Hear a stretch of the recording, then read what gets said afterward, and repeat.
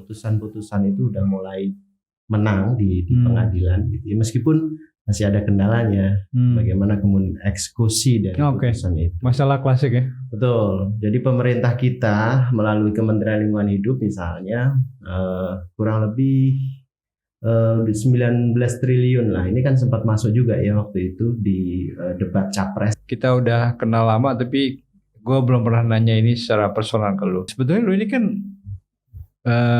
bisa jadi lawyer kan? Ya bisa. Dan lu sudah ngambil. Sudah. Artinya lu sebetulnya bisa praktek jadi lawyer gitu. Bisa. Nah, lu kenapa milih jalan ini, Hen?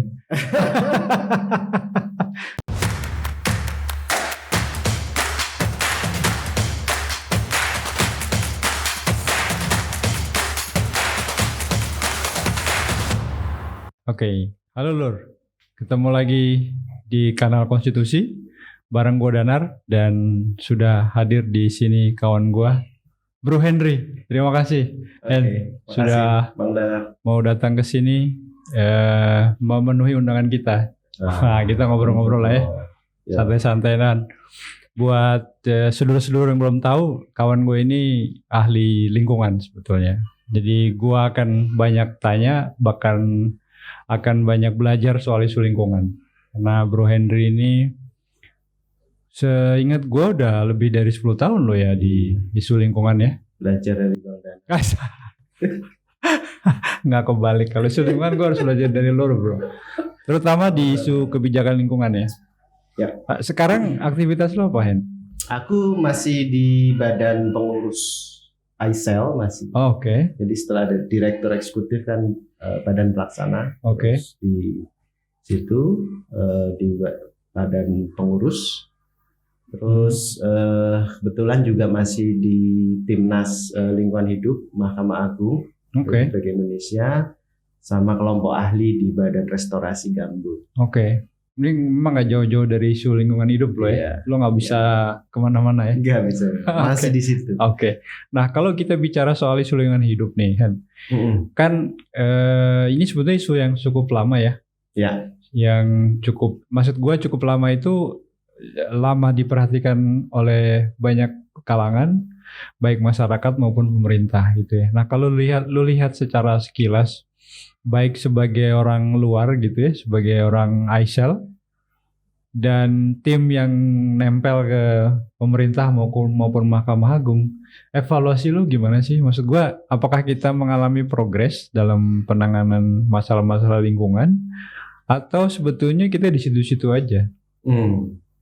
Iya, di beberapa hal sebetulnya cukup bisa diakui ya, ada beberapa progres ya. Cuman memang misalnya apa yang ngalamin progres? Misalnya kalau dalam kasus-kasus lingkungan misalnya, kita udah bisa lihat bagaimana kemudian kasus-kasus terkait dengan lingkungan hidup, kebakaran hutan dan lahan dan sebagainya gitu ya. Itu sudah mulai menunjukkan gitu hasilnya, bagaimana kemudian pengadilan bisa memutuskan beberapa kasus kebakaran hutan dan lahan yang itu dibawa oleh pemerintah di pengadilan dan juga di beberapa masyarakat juga NGO dengan gugatan organisasi lingkungan misalnya dimenangkan oleh pengadilan. Ini kan sebetulnya maksud lo masyarakat menggugat dan dimenangkan gitu. Dimenangkan. Misalnya dalam beberapa hal terakhir kan lama banget ya. Misalnya kebakaran hutan dan lahan misalnya kita tahu kan terjadi hampir tiap tahun dan itu dari tahun 97 gitu ya. Dan itu sekarang ini sudah putusan-putusan itu udah mulai menang di pengadilan gitu ya. Meskipun masih ada kendalanya, bagaimana kemudian eksekusi dari putusan itu. Masalah klasik ya. Betul. Jadi pemerintah kita melalui Kementerian Lingkungan Hidup misalnya kurang lebih 19 triliun lah. Ini kan sempat masuk juga ya waktu itu di debat capres, bagaimana presiden. 19 triliun itu enggak apa? Ganti rugi dan juga pemulihan terhadap bekas kebakaran yang harus dilakukan oleh pelaku-pelaku pembakaran lahan. Artinya itu bukan hanya pemerintah ya, Atau justru memang bukan Itu yang pemerintah? bukan pemerintah, gugatan pemerintah terhadap para pelaku pembakaran Oke, konsesi. oke, Ya, yang oke. itu ya. Oke, jadi 19 triliun itu sejumlah uang yang harus dibayar oleh perusahaan swasta, Iya. pemegang konsesi, Iya. karena kerugian Karena kerugian. yang diderita oleh masyarakat. Betul. Oke. Nah itu kan sudah, saya pikir sih udah ini ya, udah banyak disampaikan di media ya. Bahkan sempat masuk di debat capres cawapres terakhir kemarin misalnya. Nah itu sesuatu yang progres gitu ya. Kemudian juga misalnya pemerintah punya program untuk perhutanan sosial misalnya. Bagaimana hutan-hutan gitu ya, akses terhadap hutan itu juga diberikan kepada masyarakat kecil gitu ya, terkait dengan hutan sosial. Karena kan ini pendekatannya dulu kan hutan ini kan dikuasai negara, kemudian diberikan ke konsesi gitu. Nah, tapi dalam perkembangannya ada wacana dan juga tuntutan dari publik bagaimana kemudian masyarakat yang tinggal di hutan, di sekitar hutan itu juga bisa mendapatkan akses. Nah, sehingga kemudian pemerintah menargetkan 12,7 juta. Itu awal kali ya ditargetkan oleh Presiden Jokowi waktu itu 12,7 juta hektar. Itu bisa dikelola oleh masyarakat. Nah, kira-kira akhir 2019 itu sekitar 4 juta lah sudah diberikan. Nah, memang belum nyampe dari target. Bahkan separuhnya 12, belum ya sekitar 30%-an lah. Mungkin sekarang udah lebih ya, karena itu angka di Desember 2019. Nah itu juga hal-hal yang menurut hemat saya itu ada progres di situ. Tapi kalau kita bicara soal lingkungan, sebetulnya tantangannya besar banget nih kita bicaranya. Karena lingkungan kan banyak hal ya. Bisa juga lifestyle kita itu artinya masyarakat ya? Masyarakat gitu ya. Bagaimana misalnya kesadaran tentang sampah misalnya, penggunaan sampah misalnya. Terutama plastik ya? Sama plastik dan sebagainya. Nah, ada juga sebenarnya persoalan-persoalan kebijakan.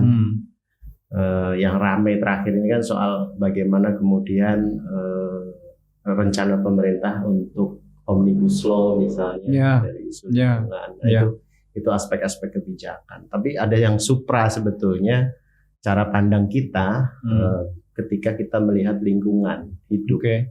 Karena lingkungan hidup ini kan sebetulnya sumber daya ya, di dalamnya itu lengkap dengan sumber daya, dan itu dari A sampai Z.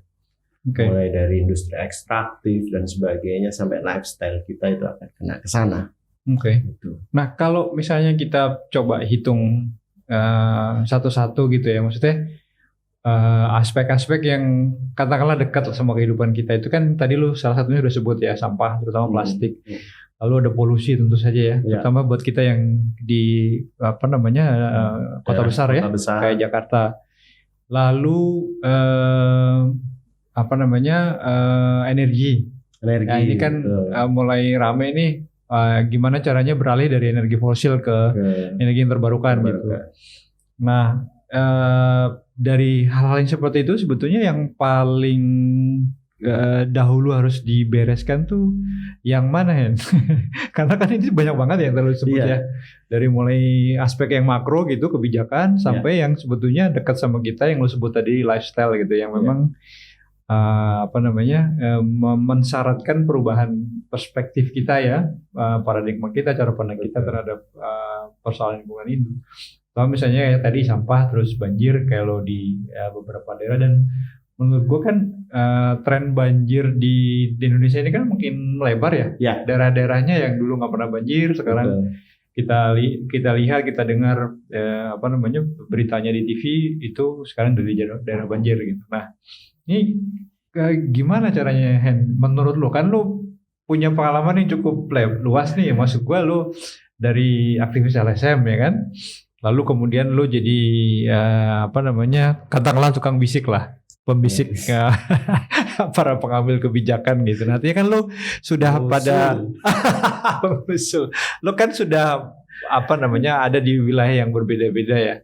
Nah, gimana cara menurut lo apa sih yang sebaiknya dilakukan terlebih dahulu gitu? Atau katakanlah kita mulai dulu deh dari kebijakan. Rekomendasi kebijakan apa sih yang sebetulnya perlu dilakukan oleh baik pemerintah maupun parlemen sebetulnya ya untuk sebagai fondasi katakanlah agar persoalan-persoalan yang sudah menahun dan kompleks itu bisa kita urai lah paling enggak.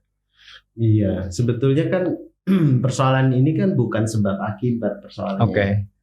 Jadi hampir semua punya kontribusi. Tetapi kalau aku sih ngelihatnya persoalan-persoalan struktur menurutku prioritas untuk diberesin dulu ya. Misalnya isu soal kebijakan dan sebagainya. Meskipun itu tidak bisa dilepaskan dengan persoalan yang sifatnya kultur di masyarakat. Karena bagaimanapun juga biasanya memang kebijakan itu punya akses yang jauh lebih besar. Misalnya bagaimana kemudian kebijakan kita untuk membangun sebuah kota yang itu bisa mempertimbangkan ramah lingkungan misalnya. Itu pasti akan punya efek yang jauh ke depan gitu ya, sehingga itu prioritas untuk disiapkan juga oleh pemerintah. Termasuk juga kalau beberapa pakar kebijakan misalnya melihat bagaimana kebijakan itu juga menjadi rekayasa sosial. Karena dari kebijakan itu sebetulnya kita juga bisa mencoba untuk mengubah cara pandang masyarakat gitu ya. Nah, itu atau paling nggak memaksa ya. Nah, paling nggak memaksa. Ada beberapa ini sebetulnya ada beberapa kebijakan itu nggak selalu memaksa juga, tapi juga misalnya memberikan pola insentif disinsentif misalnya. Kemudian juga edukasi dalam konteks edukasi itu kan banyak ya yang dilakukan oleh pemerintah. Misalnya gini, ketika pemerintah misalnya menyatakan bahwa zero burning, jadi nggak boleh membuka lahan dengan cara membakar. Nah, kalau kita hanya bicara soal kebijakan itu, banyak juga masyarakat yang pasti nggak bisa memenuhi itu, karena di daerah-daerah pedalaman terutama misalnya teknik masyarakat kita bertani itu ya membuka lahan masih dengan cara membakar. Atau mereka mengenalnya cuma itu ya.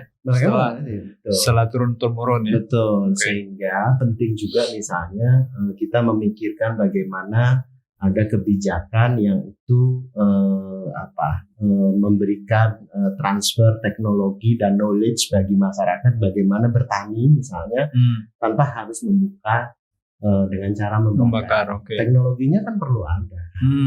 Dan itu harus disediakan oleh pemerintah. Itu harus disediakan. Nah, sebetulnya hal-hal yang seperti ini, kenapa kemudian saya sih lebih cenderung mungkin kebijakan itu bisa diprioritaskan, karena masyarakat akan sulit kemudian misalnya beralih kalau tidak boleh dengan cara membakar, membuka lahan ribuan hektar dengan semak belukar yang seperti itu, misalnya saya gunakan apa? Sementara nggak ada alternatif. Gitu. Sama halnya dengan misalnya sampah, misalnya. Ketika misalnya pemerintah mengharapkan misalnya, masyarakat jangan terlalu banyak dong gunakan plastik, tapi alternatif apa yang lebih kompatibel dengan misalnya selain plastik, ada nggak bahannya? Dan kemudahan tentu saja ya. Maksud gua kan kalau kita belanja di pasar tradisional sekalipun sekarang itu kan orang pedagang tuh pakai plastik gitu kan. Betul. Kalau dulu gua nggak tahu lu ngalamin apa nggak, tapi zaman gua kecil dulu di kampung, kalau ke pasar tradisional itu orang pakai daun. Untuk ngebungkus apa yang mau kita beli itu pakai daun. Atau kalau nggak kantong yang bisa dari anyaman itu berapa kali. Kantong anyaman tuh nenek gua masih pakai tuh gitu. Betul. Nah, itu kan soalnya kan di situ ada mekanisme pasar bekerja. Jadi ketika misalnya mekanisme pasar itu menghendaki plastik lebih efektif, lebih mudah diperoleh dengan harga yang lebih murah misalnya. Nah, pertanyaannya siapa yang bisa mengubah mekanisme pasar ini supaya kemudian pasar itu bekerja gitu ya, lebih ramah misalnya. Nah, harapan kita kan Pemerintah ya. Itu pemerintah. Karena memang otoritasnya dari pemerintah. Karena otoritasnya ada di situ dan pemerintah diberikan otoritas sekaligus juga tanggung jawab untuk melakukan itu. Nah, kalau lu lihat sekarang ini trennya di isu lingkungan ini dapat perhatian seberapa besar sih dari pemerintah? Maksud gua mungkin bukan hanya pemerintah ya, tapi para pengambil kebijakan lah. Kalau tadi lu sebut di awal ada Omnibus Law itu kan kita semua khawatir ya sebetulnya sama RUU ini gitu. Nah, di sisi yang lain kan kalau gue baca di berita terus ya gosip-gosip di antara kawan-kawan itu kan kayaknya mekanisme pengambilan kebijakan kita dalam arti melahirkan sebuah policy gitu semakin mengkhawatirkan deh. Lu gimana? Nah, itu tepat. Maksudnya gini, ketika saya tadi menyampaikan titik awal kita bicara soal kebijakan, nanti kita akan larinya ke situ. Seberapa baik sih misalnya mekanisme prosedur pengambilan kebijakan itu juga nanti cara-cara pengambilan kebijakan itu menjadi penting untuk diperhatikan. Karena gini, saya nggak mau terjebak dulu nih di isu pemerintah sekarang. Tapi gini, isu lingkungan itu jangka panjang. Jadi kalau kita lihat sejarahnya dari tahun 60 masuk ke tahun 70, beberapa misalnya dengungan soal pembangunan berkelanjutan gitu ya. Bagaimana MDGs dulu ya. Sebelum MDGs-nya itu kan soal sustainable development gitu ya, supaya itu kan sebetulnya kita berpikir bahwa ketika kemudian melakukan pembangunan itu kita harus punya visi yang jangka panjang. Sementara di sisi lain pemerintahan itu cuma dibagi 5 tahun. Ya kan? Nah di sini kemudian menjadi persoalan. Gitu. Ketika misalnya pemerintahan yang jangka pendek, gitu ya, dengan tensi politiknya, bagaimana kemudian si A menjadi presiden itu dianggap berhasil, si B dan sebagainya, dengan berbagai persoalan yang terjadi dalam kurun waktu itu, maka itu akan menjadi isu penting. Maksudnya, karena orang berpikir begini, apakah betul bahwa misalnya presiden, misalnya siapapun saya jadi presiden hari ini misalnya, saya bisa memikirkan sesuatu yang 20-30 tahun yang akan datang. Instrumennya apa? Padahal presiden itu selalu dianggap sukses di zamannya. Nah, sehingga dia dikejar juga sebetulnya bagaimana dia dianggap sukses di waktu itu. Nah, sehingga pilihan-pilihan politik pembangunan juga menjadi penting sih. Maksud lo mana yang harus jadi skala prioritas itu menjadi penting. Kalau misalnya kita mau kejar, dan selama saya menjabat misalnya dalam waktu 5 tahun ini misalnya kita harus kejar misalnya angka pertumbuhan ekonomi sekian. Mungkin bisa gitu, tetapi pasti ada yang dikorbankan. Itu yang selalu jadi persoalan. Iya. Dan lingkungan kan bukan isu populer ya sebetulnya. Betul. Artinya nggak semua orang dengan mudah bisa melihat bahwa katakanlah ketika presiden punya keberhasilan yang signifikan di isu lingkungan itu kan nggak semua orang bisa melihat, merasakan atau sama-sama menyetujui bahwa dia berhasil gitu ya. Makanya saya melihat sih beberapa pembicaraan teman-teman soal ketegangan antara investasi dan lingkungan terjadi ketika kemudian investasi itu diukur dalam waktu misalnya 5 tahun ini. Gitu. Mungkin dari sisi capaian siapa yang menjabat saat ini itu menjadi ukuran keberhasilan, tetapi belum tentu sebetulnya bagi masyarakat itu ke situ. Gitu. Apalagi sebagai bangsa gitu ya, sebagai bangsa jangka lebih panjang ya. Karena kan bicara pembangunan berkelanjutan itu bahkan kita nggak bicara generasi saat ini saja, tapi bagaimana kemudian generasi yang akan datang. Nah ini yang menurut saya sih perlu diambil kesepahaman bersama ya, khususnya juga masyarakat, sehingga voice-nya, suaranya masyarakat dalam satu pengambilan kebijakan itu menjadi penting di situ. Supaya dia bisa ngimbangin gitu, ketika menghadapi misalnya misi siapapun itu yang jadi presiden saat itu, misalnya pengen kemudian kebijakannya itu terasa saat itu juga, orang jadi berpikir kira-kira punya akses terhadap lingkungannya. Kalau itu punya akses terhadap lingkungan, tolong dong jangan seperti itu, karena kita hidup ini nggak cuma misalnya 5 tahun lagi gitu loh. Kayaknya prasyarat lo agak berat nih. Enggak, tapi gue setuju dengan logika itu ya. Maksud gue ya kan sebetulnya pemilihan presiden itu kan cuma siklus 5 tahunan ya. Betul. Tapi kita melihat kecenderungan paling nggak selama beberapa periode pilpres inilah kan kayaknya orang all out dengan pilpres, dan seolah-olah ada presiden baru masalah selesai. Padahal kan sebetulnya nggak sesimpel itu kan. Apalagi kalau tadi lo bilang soal lingkungan itu kan soal jangka panjang, akumulatif gitu ya.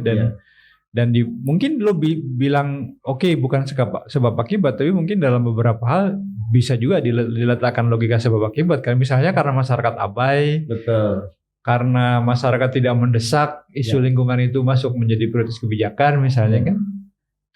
Makanya konteksnya menarik ya kalau misalnya kita letakkan dalam skema demokrasi. Jadi berat bener kayaknya pembahasan kan kita ini. Demokrasi yang tradisional itu saya bayangkan orang milih 5 tahun sekali. Nanti kalau nggak bagus ya nanti nggak dipilih lagi. Tapi ketika misalnya kita menghendaki ada demokrasi yang lebih deliberatif, sebetulnya partisipasi publik itu di situ. Makanya justru dari semua pertarungan baik enggak misalnya presiden sekarang, presiden yang lalu, presiden yang akan datang, ada hal yang jauh lebih penting menurut saya. Bagaimana kemudian yang namanya governance, soal bagaimana akses informasi, ya Bang Danar nih. Lu tarik situ lagi. Bagaimana kemudian orang bisa melakukan partisipasi publik? Ya masa kita mau berpartisipasi setahun sekali, 5 tahun sekali. Ya. Ketika pilih, nggak bagus, besok ganti deh pilih lagi, itu 5 tahun lagi. Betul. Padahal kalau kemudian kita yang kita tata itu adalah aspek tata kelolanya gitu. Siapapun yang jadi presidennya saat itu juga bisa dikontrol oleh masyarakat. Nah justru isu itu yang menurutku penting untuk kita lihat ya dalam kerangka saat ini. Sehingga pilihan-pilihan kebijakan yang dianggap misalnya itu beresiko itu sebaiknya cenderung dihindari. Karena apa? Karena prinsipnya kalau bicara lingkungan sih saya lebih cenderung begini berpikirnya. Kalau mau jangka panjang ya visinya. Jadi kita minimalisir dampaknya. Karena dampak lingkungan itu sifatnya pasti jangka panjang dan nggak terasa sekarang, dia laten, bisa-bisa muncul dengan gejala-gejala tertentu, orang sakit dan sebagainya gitu ya. Mungkin contoh yang paling nyata itu banjir ya. Iya kan, orang nggak sadar kalau di hutan mulai, misalnya katakan di bukit mulai digundulin. Betul. Ayo 5 tahun ke depan, 10 tahun ke depan daerahnya yang dulu nggak pernah banjir sekarang setiap tahun banjir gitu. Jadi aset yang dikumpulkan dengan menggunduli bukit itu bisa hilang dalam waktu semalam misalnya karena terjadi tragedi banjir misalnya. Sehingga mitigasi mencegah soal resiko itu menurutku menjadi prioritas. Nah itu kan yang sebetulnya banyak muncul dalam perdebatan soal omnibus law dan sebagainya. Persoalan lingkungan misalnya bisa bisa dimanfaatkan secara ekonomi misalnya dalam jangka pendek misalnya atau dalam jangka panjang, sepanjang itu bisa kita lindungi, kita tidak kehilangan. Kenapa? Ya karena bagaimanapun juga kan pasti yang akan memanfaatkan anak cucu kita. Misalnya kita ketika bicara soal tambang misalnya, soal macam-macam gitu ya. Kalau tidak bisa misalnya kita menghadirkan dengan teknologi yang bagus dan kita dengan segala manajemennya oleh bangsa ini misalnya, ya kita masih bisa. Tetapi kalau sampai kemudian itu tereksploitasi dengan cara yang sangat beresiko, misalnya kita sudah kehilangan sumber dayanya, kita juga dapat dampaknya. Jadi itu yang menurutku perlu ya prioritas untuk dilihat ketika misalnya tadi kembali lagi kalau pertanyaannya ke omnibus misalnya, seberapa besar sih misalnya itu bisa memberikan dampak ekonomi saat ini, tetapi seberapa besar juga resikonya nanti ke depan. Nah, itu menurutku perlu dikalkulasi. Iya, tapi problemnya kan ruang diskusinya juga nggak banyak yang terbuka ya. Nah, maksudnya itu juga gue membayangkan situasinya mungkin memang agak menantang ya, challenging ya. Kalau gue ngomong semakin sulit nanti orang semakin pesimis kan. Maksud gue gini, di satu sisi kalau dengar omongan lo tadi kan, atau penjelasan lo tadi kan memang mensyaratkan satu level tertentu ya di kesadaran masyarakat. Bagaimana caranya bisa menimbang apakah kebijakan pemerintah itu yang sekarang diambil punya dampak atau enggak ya ke depan jangka panjang terhadap isu lingkungan. Meskipun katakanlah kalau kebijakan itu diambil sekarang populis, dia bisa menggerakkan roda ekonomi misalnya, tapi kan juga harus dihitung dampak dampak kerusakannya ke depan tuh kayak apa kan. Gitu. Itu kan satu prasyarat yang menurut gue nggak gampang ya Hen ya. Artinya memang mensyaratkan satu level kedewasaan tertentu dari masyarakat untuk berpikir bukan sekedar membela calon presidennya gitu kan. Tapi bahwa kita ini semua bagian dari anak bangsa loh, republik ini punya kita, anak cucu kita nanti gimana kan gitu ya. Itu banyak kebijakan-kebijakan yang harusnya kita respect misalnya di periode ini ya. Makanya tadi saya sampaikan justru di awal gitu ya. Bagaimana soal getolnya pemerintah misalnya membawa pelaku-pelaku kebakaran hutan dan lahan ke pengadilan dan menang misalnya, meskipun belum bisa dieksekusi. Nah, ini menjadi PR sebetulnya bagi pemerintah gitu ya. Masa sudah menang di atas kertas misalnya, bagaimana sih mengejar, kita kan ya punya lembaga keuangan, kita punya polisian dan apa sih nggak dimiliki oleh pemerintah kan? Betul. Nah, sudah menang itu, tinggal bagaimana dikejar. Itu kan satu hal yang perlu diapresiasi. Tapi itu otomatis izinnya dicabut nggak kalau kayak gitu tuh? Ada yang langsung dicabut, ada yang enggak, masih beroperasi gitu. Nah, di beberapa negara sebetulnya komprominya di rencana pemulihan. Jadi silakan tetap beroperasi, tetapi Anda harus punya rencana pemulihan, misalnya sampai berapa lama. Jadi enggak juga sebetulnya kalau kena sekian ratus miliar tutup dong perusahaannya, enggak juga. Kan enggak dibayarkan juga seketika saat itu juga bisa. Artinya skema pembayarannya sebetulnya masih bisa dinegosiasi. Betul. Kan memulihkan lingkungan itu enggak kayak kita memulihkan bangunan. Ambruk saat ini besok harus berdiri. Enggak. Kan dia di vegetasinya itu kan butuh waktu. Nah, yang paling penting sebetulnya memerintahkan mereka untuk memiliki rencana pemulihan, diawasin pemerintah, kemudian itu diverifikasi sampai pada lingkungan itu pulih. Nggak, artinya memang gue jadi ngebayangkan ini butuh satu sistem yang lebih baik ya di pemerintahan ya. Maksud gue gini, kalau kasus tadi kita simulasi ya, katakanlah gue pengusaha yang kena penalti karena gue ngebakar terus masyarakat rugi, lalu pengadilan kemudian gue dituntut rugi dan pengadilan memenangkan. Misalnya gue harus bayar 1 triliun. Terus gue bilang sama pemerintah 1 triliun kayaknya gue nggak bisa deh kalau 5 tahun misalnya. Gue akan bikin skemanya 10 tahun misalnya. Ini planning gue. Dokumen itu gue sampaikan ke pemerintah. Nah, artinya kan ada di antara rentang 10 tahun itu kan ada kemungkinan ganti presiden di tahun kelima nih. Artinya kalau presiden berikutnya ganti dan kemudian polisi berubah, dan gue bisa jadi bebas kan dari maksud gue bisa aja nih gue ulang sama presiden yang gue kepilih kan gitu. Tapi bener nggak logika gue begitu? Nah, makanya yang perlu kita pikirkan sebetulnya satu proseduralnya. Jadi ada yang namanya hak substansial. Jadi misalnya apa itu hak substansial? Hak substansial itu misalnya hak soal lingkungan hidup yang baik, hak soal kesehatan. Kemudian macam-macam lah yang secara substantif itu dinyatakan di dalam undang-undang kita. Ini maksudnya hak masyarakat ya? Hak masyarakat. Oke. Tapi sebetulnya yang jarang kita bicarakan itu prosedural right-nya. Jadi hak proseduralnya. Misalnya ya yang Bang Danar kerjain soal keterbukaan informasi. soal bagaimana mekanisme pengambilan keputusan yang baik, soal kemudian bagaimana ketahanan dari risiko terjadi korupsi, tata kelola yang baik, intinya itu menjadi penting yang sebetulnya akan sulit misalnya negosiasi dilakukan lagi ketika misalnya putusan pengadilan sudah dimenangkan, kemudian rencananya juga udah dibuat, diawasi lagi, gitu ya. Dan kalau itu bisa melanggar, misalnya ada konsekuensi hukumnya. Misalnya. Tapi ketentuan, maksud gue gini, apakah kepastian prosedur itu sudah ada sekarang? Atau belum? Kayaknya Bang Danar yang harus jawab. Lo ditanya banyak. Sama halnya ya dengan misalnya perdebatan soal salah satunya omnibus misalnya. Kenapa sih lama bikin AMDAL gitu ya?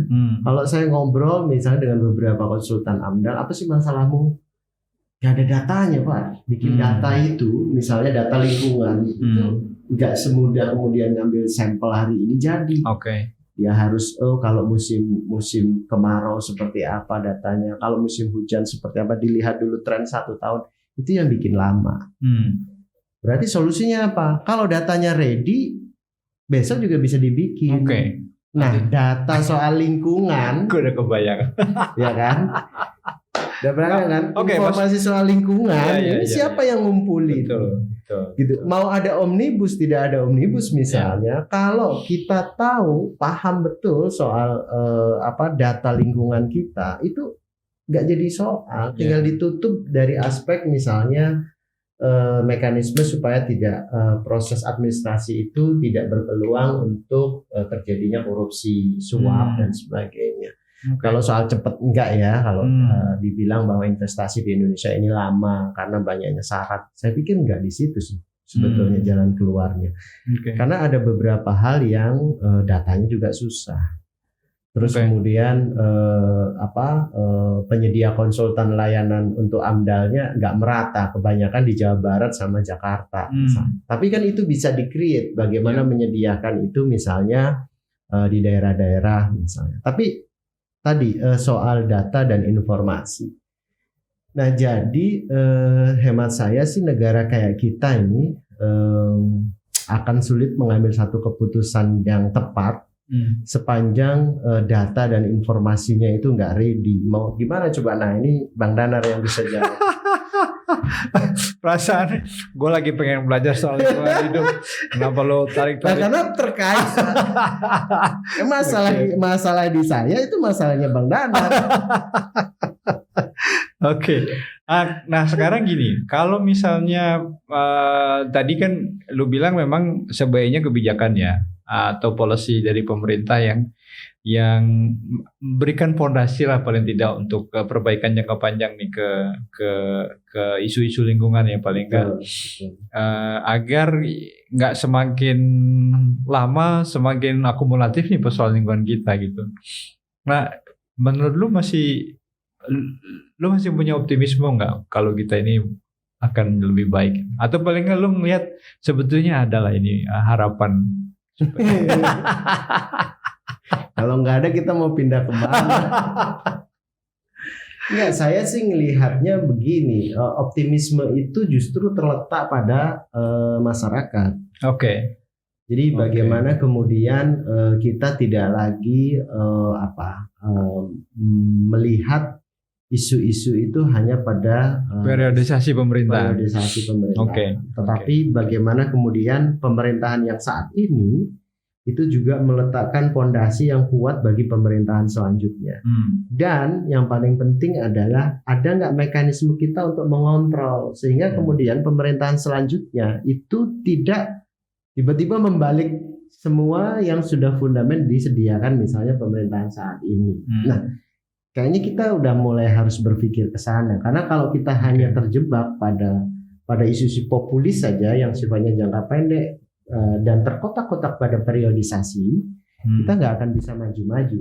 Nggak beranjak gitu ya? Nggak akan beranjak gitu. Karena saya melihat, cobalah kita setiap kali rezim itu kita lihat apa yang ada, kemudian yang sudah menjadi pondasi dan apa yang kemudian perlu dilanjutkan, diteruskan. Dan disitulah kemudian kontrol dari publik bisa masuk supaya yang ini lanjutkan. Misalnya 12,7 juta sekarang tercapai taruhlah 30-40% misalnya. Gimana kita memastikan supaya nanti di periode yang akan datang misalnya itu tidak hilang, tetapi 12,7 juta ini harus terus dilanjutkan dengan target yang lebih terukur. Misalnya. Kalau dia nggak bisa menambah luas area sebagai target, paling tidak yang kemarin belum selesai diteruskan. Betul, gitu ya. Termasuk juga bagaimana ya udah kalau misalnya kan ya bisa jadi lebih dari 12,7 kalau misalnya aspek lahan, tata kelola lahan kita dibenerin. Data lagi. Sekarang kita mau tanya berapa tanah-tanah terlantar ribuan hektar di sana nun jauh di tempat yang tidak tersentuh diawasi oleh banyak masyarakat misalnya itu punya siapa? Sekarang siapa yang tahu? Nah, pertanyaannya adalah sampai sekarang misalnya soal informasi terkait dengan HGU dan sebagainya masih ditutup. Menang di pengadilan gitu ya. Sampai Mahkamah Agung. Tapi eksekusinya nggak jalan. Nah ini kan pemerintah yang harusnya Kementerian ATR BPN gitu ya. Bagaimana juga memasukkan mekanisme pengawasan publik terhadap misalnya lahan-lahan. Kenapa? Karena lahan terlantar itu potensial terjadi inefisiensi dari sumber daya. Kalau kita mau ngomong misalnya bagaimana kemudian maksud lo inefisiensi itu karena dia nggak digarap? Nggak digarap. Oke. Akhirnya terbakar. Justru banyak juga lahan-lahan yang terbakar itu adalah lahan-lahan yang tidak diketahui siapa yang punya. Padahal untuk mengetahui siapa yang punya itu penting. Kemudian dia harus bertanggung jawab untuk mencegah terjadinya kebakaran. Iya. Artinya kalau masyarakat tahu kan dia bisa kontrol ya. Betul. Ini yang bakar perusahaan X, ini harusnya lahan ini bukan digarap sama dia misalnya gitu ya. Kita nggak usah bingung-bingung pusing-pusing nanti sering kali ya pemerintah itu dikerjain aja suruh memadamkan. Padahal itu lahannya itu lahan siapa? Ini bukan keluhan lo sebagai ini ya, Bukan. Ini kita lihat kesian kita ini.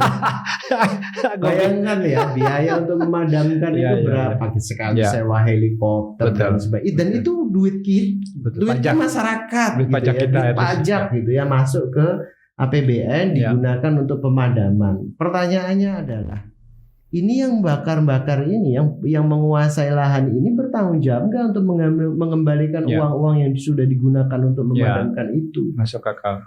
Nah, ini kan persoalan transparansi, soal keterbukaan informasi. Gimana masyarakat bisa kontrol? Kayaknya lu ngotot banget mau ngebahas ke situ. Bagaimana BNPB misalnya habis memadamkan udah tahu, ini lokasinya Bang Danar nih 1.000 hektar. Balikin dong. Kemarin kita sudah keluarkan dari uang APBN untuk memadamkan. Misalnya seperti itu. Atau kalau setidaknya bisa dirancang untuk pencegahan. Kalau kita tahu siapa dan yang punya. Itu bisa jadi, menurut gue bisa jadi terapi kejut juga sebetulnya buat perusahaan lain untuk melakukan hal yang sama kan? Iya. Karena tanah terlantar kan bisa diambil oleh negara. Iya betul. Nggak, maksud gue kalau masyarakat tahu kan sebenarnya mikir-mikir juga sekarang masyarakat bisa juga lo melakukan kontrol yang lebih efektif misalnya gitu. Betul. Nah terkait dengan itu ketika lo bilang tadi berapa triliun tadi? Sorry, 19 triliun ya. Itu kan apa nggak ada satu mekanisme penginformasian ke publik misalnya blacklisting perusahaan gitu ini yang atau sebetulnya sudah? Belum ya. Kenapa? Menurut lo kenapa cara itu nggak dipublis aja ke masyarakat? Ini perusahaannya ngehe nih ngebakar hutan nggak tanggung jawab misalnya. Nah itu dia bagus sih. itu sih makanya saya melihatnya pada tataran populisnya dapat. Misalnya di dalam proses debat misalnya pemerintah sudah kita menangkan 19 triliun misalnya. Itu nuansanya adalah nuansa yang sangat populis gitu. Orang pada senang gitu. Tetapi bagaimana kemudian memberikan efek 19 triliun itu bisa segera dieksekusi, itu kan persoalan yang belum tentu semua publik tahu. Yeah. Jadi Yeah. mekanisme justru bagus juga kalau misalnya pemerintah ini justru punya mekanisme track record daripada perusahaan. Jadi salah satu misalnya ya ketika perusahaan itu berinvestasi misalnya, bagaimana sih track recordnya dia, dan kalau itu bisa dipublish, mungkin efeknya tidak hanya ke masyarakat tapi ke misalnya pemberi kreditnya misalnya, bank misalnya, lembaga finansial misalnya, bagaimana sih track record perusahaan A ini di dalam proses kepatuhan hukum, pernah nggak dia tersandung kasus-kasus lingkungan misalnya. Jadi itu menurut saya hal yang menarik tadi. Tapi pembicaraan ke sana belum ada. Belum. Oke. Nah, karena gue membayangkan gini, kan di setahu gue di sektor tender ya, pengadaan barang dan jasa itu kan sudah ada mekanisme blacklisting tuh. Ya. Yang sering ngaco di dalam proses tender itu kan paling nggak di LKPP setahu gue itu ada tuh perusahaan-perusahaan yang di blacklist tuh. Sehingga kita udah tahu lah kalau misalnya ada perusahaan yang di blacklist menang tender, pasti ada yang masalah nih di proses tendernya gitu. Nah, menurut gua mungkin harusnya bisa juga ya pemerintah melakukan hal yang sama untuk yang di isu kebakaran hutan itu. Di beberapa negara bahkan publik bisa tahu dengan membuka satu database informasi misalnya yang disediakan oleh US EPA misalnya. Itu bisa diketahui PT X dia pernah kena teguran berapa kali, dia sudah memenuhi teguran apa tidak, misalnya dia pernah kena sanksi apa, misalnya sanksi kan macam-macam ya, nggak hanya pidana dan juga ganti rugi, tapi sanksi-sanksi yang sifatnya itu pencegahan gitu, karena melanggar ketentuan-ketentuan dari pemerintahnya, sanksinya apa, dia sudah melakukan kapan, itu semua bisa diakses oleh publik. Nah, disitulah sebetulnya mekanisme kontrol publik ini yang menurut saya perlu diperkuat. Karena bagaimanapun juga rezim berganti, yang nggak ganti itu cuma satu. Birokrasi? Oh enggak, warga negaranya. Oh iya. Berarti dua dong. Warga negara dan birokrasi. Birokrasi kan juga ganti-ganti. Sistemnya harusnya. Nah, tapi kalau kita mau optimis sebetulnya yang bagaimana satu pengambilan keputusan dan satu keputusan itu semua bisa mendapatkan kontrol dari publik. Saya makin yakin bahwa Indonesia itu justru lebih tepat ketika mengembangkan, memperkuat kontrol masyarakat terhadap kebijakan-kebijakan publik. Itu yang menurut saya bagus dikembangin untuk Indonesia. Oke. Nah, ini sebetulnya gue penasaran sih. Meskipun kita udah kenal lama, tapi gue belum pernah nanya ini secara personal ke lu. Sebetulnya lu ini kan bisa jadi lawyer kan? Ya bisa. Dan lu sudah ngambil? Sudah. Artinya lu sebetulnya bisa praktek jadi lawyer gitu. Bisa. Nah, lu kenapa milih jalan ini, Hen? Karena dijebak benar. Ngaco, gue gak pernah ngejebak orang, enak aja lu. Agak kecelakaan sih ya, maksudnya gini. Ceritanya itu menarik sebetulnya. Nah, aku tuh dulu nggak suka ya sama isu-isu lingkungan. Kapan lu mulai tertarik? Waktu kuliah terakhir, pada waktu kemudian menyusun skripsi. Nah, di situ aku menghadiri beberapa forum diskusi gitu ya. Nah, ternyata yang sangat menarik, karena tadinya saya berpikir lingkungan itu punya orang teknik gitu ya. Kenapa lu berpikir begitu? Teknis ya, gimana ya bicara soal hutan. Maksud lo sektornya pohon, ya, sektornya. Soal pohon, soal cemar gitu ya. Nah, tapi pada waktu aku mengikuti beberapa kali diskusi dan membaca beberapa literatur gitu ya, ternyata lingkungan ini tidak bisa lepas dari isu-isu soal governance, soal ketatanegaraan, soal bagaimana hak asasi manusia itu juga dihargai. Gitu. Jadi bukan soal teknikal sebetulnya, tetapi lebih banyak sebetulnya soal hal yang sifatnya itu humaniora gitu ya, manusia dan juga bagaimana konsep negara itu dikembangkan gitu ya. Ada kebijakan dan sebagainya di situ gitu. Justru saya lebih tertariknya di situ. Makanya ya karena bicara hukum kan nggak hanya jadi lawyer, tapi bagaimana kemudian pembaruan kebijakan dan hukum gitu ya yang lebih tidak eksesif terhadap lingkungan gitu.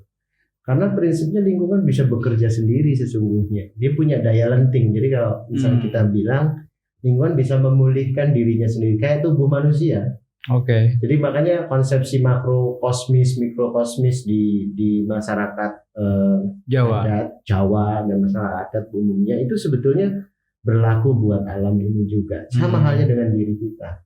Jadi punya daya lenting, kemampuan untuk memperbaiki diri. Jadi kalau ada, makanya kan suka terjadi kerusakan, entah itu bencana alam dan sebagainya. Dia bisa merecovery.